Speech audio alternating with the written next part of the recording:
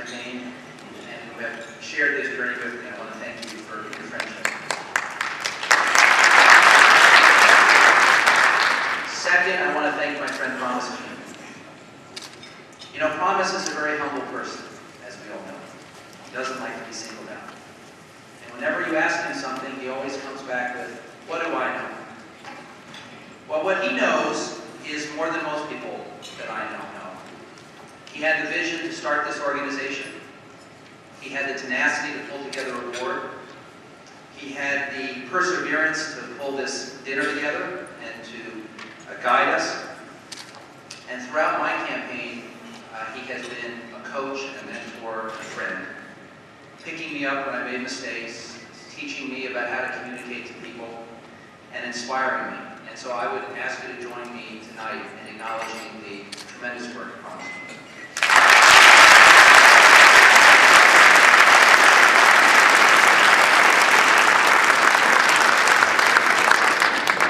There's someone else I'd like to thank, and he's not here. It's my father. My father passed in 1996, but he is largely the inspiration for everything I've done in my life. Between 1968 and 1994, he served in the Congress and was the point person on the federal civil rights agenda in this country. Now, he was a Republican, and his son, as he used to say, went over to the dark side and became a Democrat. But he would refer to his party as the party of Lincoln. And he always reminded me that civil rights was at the core of what Lincoln was about. And I think he was as disappointed as many of us were at the direction that the modern Republican Party took.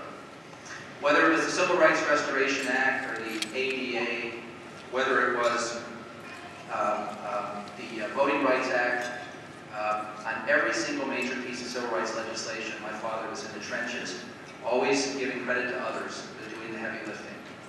The proudest moment of my life was being at the NAACP at their annual dinner. He was awarded the Walter White Award, the highest award for service of civil rights in this country. Now, my father had big shoes, and I can't fill them. They were 16 and a half and 17. But he passed values to his children, and I hope that in my service as a candidate, and I hope as a future servant on the council, I hope to carry on what he taught me. As a city commissioner, I believe there are 4 things we need to do to move forward. First is we have to take very seriously the responsibility to develop and nurture new leadership, both at City Hall and in our bureaus.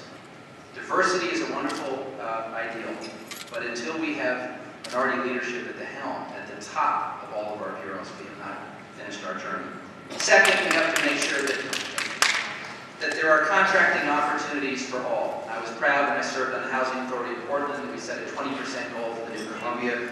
We exceeded it with 25%. We have to continue to do better. Third, housing. We have a minority homeownership gap in this country, in this community, and it must end. And we have to continue to find ways to giving people opportunity. And finally, and I want to single out one of our honorees tonight, Mayor Potter. We do have a continuing problem in our community with race. We don't like to talk about it because we're too polite. But it continues to be our unfinished challenge. Mayor Potter, thank you for leading the community conversation on race. And if I have the privilege of serving with you on council, I will join you in that endeavor. I'd be honored to have your support, and thank you very much.